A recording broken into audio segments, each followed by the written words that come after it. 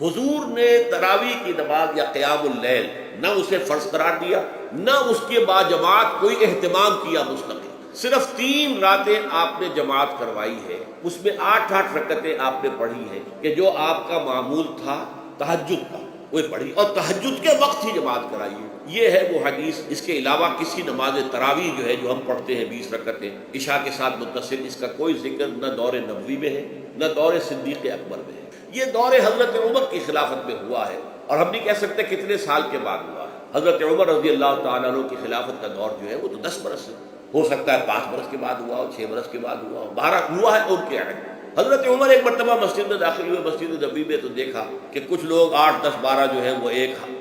جو ہے حافظ کے پیچھے کھڑے ہوئے اور قرآن سن رہے ہیں، کچھ دوسرے کونے میں کھڑے ہیں، کچھ کہیں اور کھڑے ہیں، مختلف جماعتیں ہو رہی ہیں۔ تو انہوں نے سوچا کہ کیوں نہ ان سب کو ایک امام کے پیچھے جمع کر دیا جائے، اور اس کے لیے لوگوں کی سہولت کے لیے عشاء کے ساتھ متصل رکھ دیا جائے، اس لیے کہ تہجد کے وقت اٹھنا جو ہے وہ تو ہر کس و ناقص کا کام نہیں ہے، کہ عشاء کے بعد اگر تھوڑا سا اضافی وقت ہو صرف، تو یہ ہر شخص کر لے گا، مزدور بھی کر لے گا۔ لہذا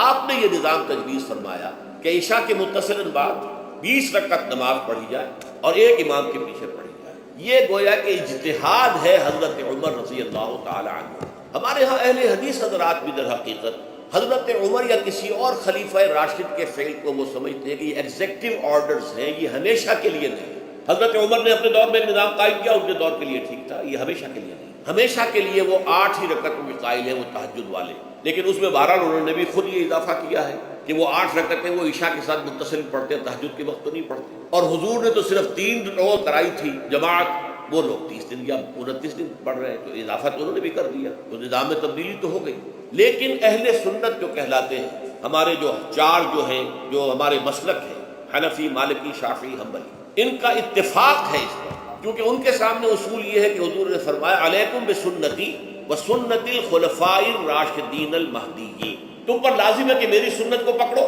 مضبوطی کے ساتھ، اور میرے خلفاء راشدین مہدیین جو ہیں ان کی سنت کو پکڑو۔ اس اصول سے یہ 4 فقہ جو ہیں حضرت عمر کے اجتہادات جو ہیں ان کو بھی پابندی سمجھتے ہیں کہ تمام عمر کے لیے قیامت تک کے لیے امت مسلمہ پر ان کی پیروی لازم، لہذا اس میں اجماع ہے۔ اور یہاں تک کہ یہ سب سے آخری جو اس میں مسلک پیدا ہوا ہے زمانی اعتبار سے، سب سے پہلے مسلک جو ہے حنفی پیدا ہوا ہے، پھر مالکی پیدا ہوا ہے، پھر شافعی پیدا ہوا ہے، اور پھر حنبلی آخری۔ اور امام احمد بن حنبل بہت بڑے محدث بھی ہیں، تو ان کے ہاں بھی 20 رکعتیں ہیں۔ چنانچہ حرمین شریفین میں، سعودی عرب میں، مکے اور مدینہ منورہ میں جو نماز تراویح ہوتی ہے اس کی 20 رکعتیں ہیں، لیکن اہل حدیث حضرات جو ہے وہ اس 8 کے اوپر اکتفا کرتے ہیں۔ بہرحال یہ ایک اختلاف ہے جو میں نے اس کا پس منظر بیان کر دیا۔